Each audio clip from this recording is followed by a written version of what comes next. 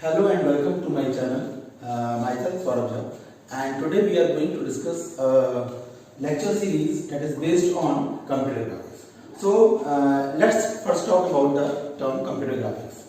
So here we can see that the term computer graphics is basically designed with the help of two words, computers and graphics.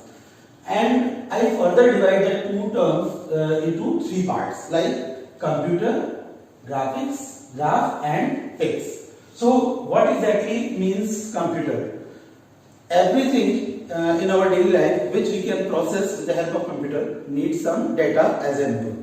So whenever we want to create any image, any text, any line, any point, it always needs some type of data either in terms of mathematical values or in terms of matrices. So computer graphics में अगर हम बात करें तो computer is what? Computer is a system that takes some data and generate our results. So what type of data we need to form the images or pics? So here we divide the term graphics into two parts. Graphics को हम दो बार divide कर रहे हैं, यानी कि graph और pics. तो अगर हम ग्राफ की बात करें तो हम लोगों ने 7th 8th क्लास में या उससे आगे क्लासेस में हाई स्कूल में हम लोगों ने ज्योमेट्रिकल शेप्स के बारे में पढ़ा था. बचपन से पढ़ते आ रहे हैं. 3rd 4th क्लास में लोगों को बताया जाता है कि कंप्यूटर ग्राफिक्स या सॉरी कंप्यूटर में ग्राफ्स का मतलब क्या होता है. तो ग्राफ आपका बेसिकली क्या है, ज्योमेट्रिकल शेप्स होते हैं जिनको हम कुछ सिंबल से और कुछ शेप से रिप्रेजेंट करते हैं. जैसे हम सब जब सबसे छोटे थे पहले तो हमें बताया गया था कि पॉइंट क्या होता है. तो किसी भी कॉपी पे जब हम पॉइंट बनाते थे तो इट इज ए डॉट, और डॉट को हम बताते थे कि ये डॉट जो है आपका एक पॉइंट है या फुल स्टॉप है. तो उसी पॉइंट की हेल्प से हम कंप्यूटर की स्क्रीन पे डिफरेंट शेप्स को डिजाइन कर सकते हैं. ठीक है. तो अगर हम यहाँ पे ध्यान से देखें तो point can be represented with the help of a dot and a sequence of points in a straight line either in vertical order or in horizontal order can be connected with each other to generate a line. तो point की help से क्या बना सकते हैं, line बना सकते हैं. एंड लाइन को भी हम पार्ट्स में डिवाइड कर सकते हैं. मैं यहाँ पे ज्यादा डिटेल में बात करने नहीं जा रहा हूँ.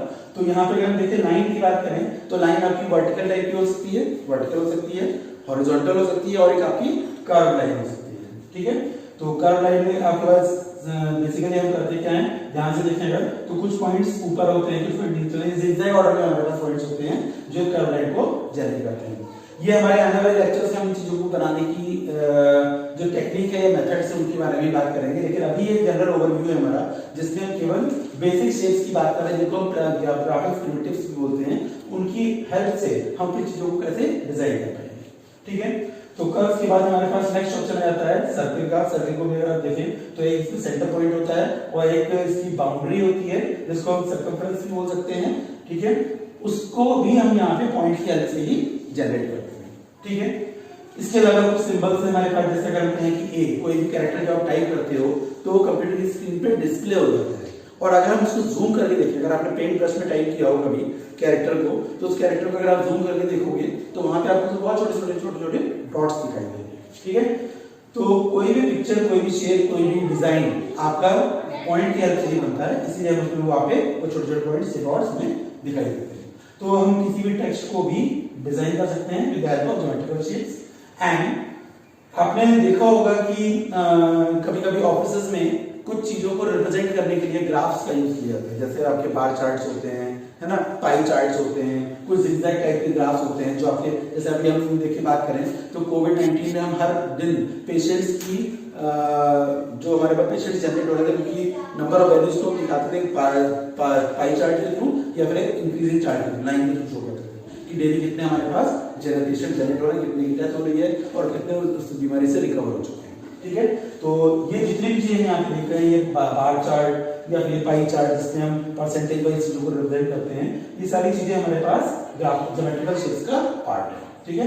तो इन चीजों को हम क्या बोलते हैं, ज्योमेट्रिकल शेप्स को ग्राफ बोलते हैं. क्यों ग्राफ क्यों बोलते हैं? ग्राफ का एक रीजन भी क्योंकि हम 2D कोऑर्डिनेट्स की बात कर रहे हैं, यानी कि x और y डायमेंशंस की बात करें तो इन सारी चीजों को हम 2D कोऑर्डिनेट्स में रिप्रेजेंट कर सकते हैं. That's why we say that is a graph. अब ग्राफ को अगर हम पिक्स के साथ जोड़ देते तो पूरा टर्म बनता है ग्राफिक्स. लेकिन अगर हम पिक्चर को इंडिविजुअली देखें तो पिक्स वर्ड का एग्जैक्टली मीनिंग होता है पिक्चर, और साथ में पिक्चर को और क्या बोल सकते हैं, फिर इमेज.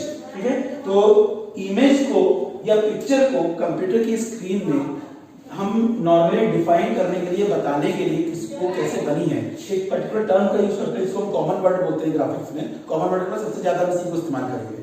तो इसमें हमारे पास एक वर्ड आता है पिक्सल, ठीक है।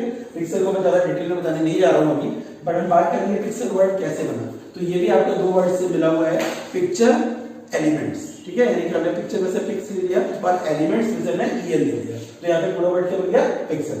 तो किसी भी बड़ी से बड़ी इमेज में, छोटी से छोटी इमेज में अगर आप उस इमेज को ध्यान से देखोगे तो बहुत छोटे छोटे डॉट्स होते हैं जिनको हम पिक्सल बोलते हैं। और वो पिक्सल आपके स्क्रीन मॉनिटर्स के भी पिक्सल्स होते हैं जिन पे आपकी इमेज डिस्प्ले होती है, और वो इमेजेस आपके दिखाने के लिए पिक्सल्स को क्या करते हैं, ग्लो कराते हैं, है ना।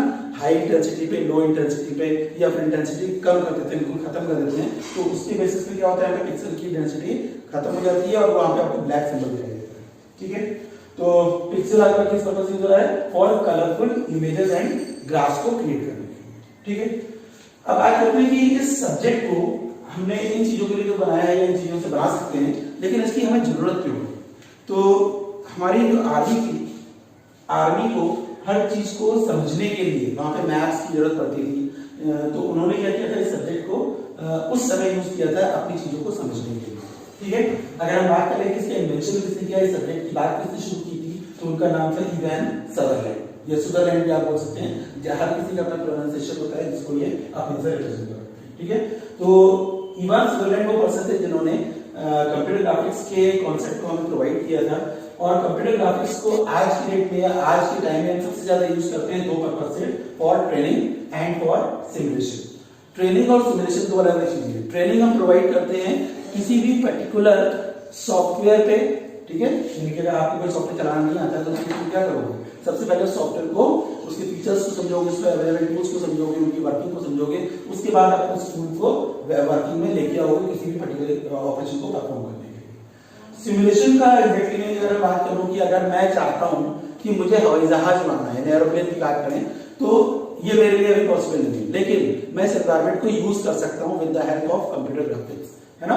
हमारे पास आज की डेट में अगर हम देखें तो बहुत सारे ऐसे सिमुलेशन सॉफ्टवेयर अवेलेबल हैं जिनको हम अपने मोबाइल पे डाउनलोड करके उनको एज ए सिमुलेटर या एज ए ड्राइवर अगर हम ट्रेन चलाते हैं तो ट्रेन कैसे चलती है, उसमें कौन कौन से टूल्स अवेलेबल होते हैं, कौन कौन से लीवर्स होते हैं, उन सबको हम उस पर्टिकुलर सिमुलेटर के थ्रू आइडेंटिफाई कर सकते हैं, उसको उसी एनवायरनमेंट को वहां पे जनरेट कर सकते हैं with the help of simulation. तो ये सारी चीजें समझने के बाद अब अगर हम बात करें कि अगर हम शेप्स को, पिक्चर्स को, इमेजेस को, किसी भी चीज को अगर डिस्प्ले कराते हैं कंप्यूटर में, तो वहां पे हमें जरूरत पड़ती है कुछ आउटपुट डिवाइसेस, ठीक है। और इन आउटपुट डिवाइसेस में जो सबसे पहले बनाया गया था, जिसको हमने एक नाम दिया था सीआरटी, हम बहुत पहले से फंडामेंटल्स में पढ़ते आए हैं कि सीआरटी एक मॉनिटर होता है जिसमें हम चीजों को डिस्प्ले करा देते हैं और उनकी हेल्प से हम चीजों को देख पाते हैं, ठीक है। तो सीआरटी को हम यहाँ डिटेल में डिस्कस करके इसके फुल फॉर्म की बात करेंगे और ये कितने टाइप में डिवाइड किया जा सकता है उसकी हम बात करेंगे। तो सीआरटी का फुल फॉर्म होता है कैथोड रे ट्यूब्स, और इसको हम इसकी वर्किंग के बेसिस पे इसको हम दो पार्ट में डिवाइड कर देते हैं। पहला जो टाइप होता है वो होता है हमारा वेक्टर स्कैन डिस्प्ले और दूसरा होता है रास्टर स्कैन डिस्प्ले। ये दोनों कैसे काम करते हैं, ये दोनों कॉन्सेप्ट किस तरह से काम करते हैं, उन कॉन्सेप्ट को समझने के लिए हम आगे की वीडियोस में इन टॉपिक्स को फर्दर डिस्कस करेंगे।